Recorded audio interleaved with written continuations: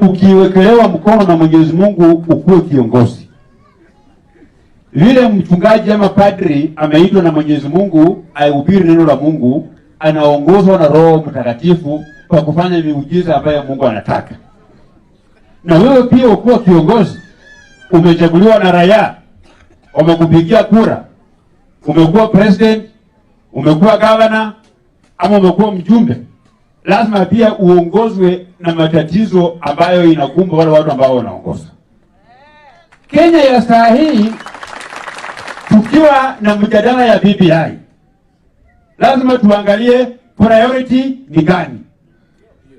Priority ni kukarabati uchumi ambayo tayari imeharibika. Priority ya saa hii ni kulipa madeni ya Mchina ambayo serikali hii yenyewe imeweka wa Kenya. Tuko na madeni mingi ya kulipa Mchina.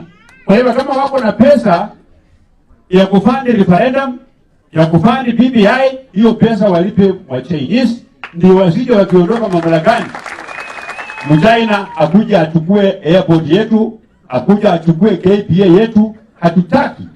Kwa sababu Mchina nimeambiwa hata inji ikishindwa kulipa madeni, anaweza amua akamate wananchi wa hiyo inji wako huko wakufanya kazi ya unyapara huko kwa Uchina ndio apate pesa yao. Kwa hiyo mimi namwambia Raila Amolo Odinga, former prime minister, please, we are not interested in BBI. What we are interested in is reconstructing our economy.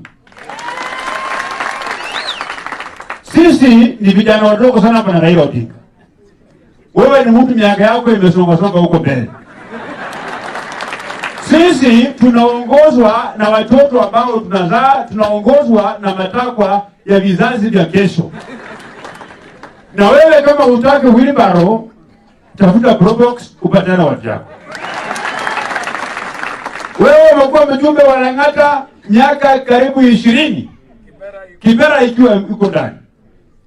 Kibera huko watu wa Kibera hawana choo.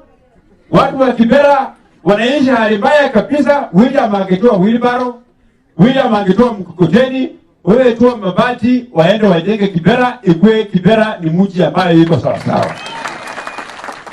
Na mimi najua wewe ni mpinzani wetu.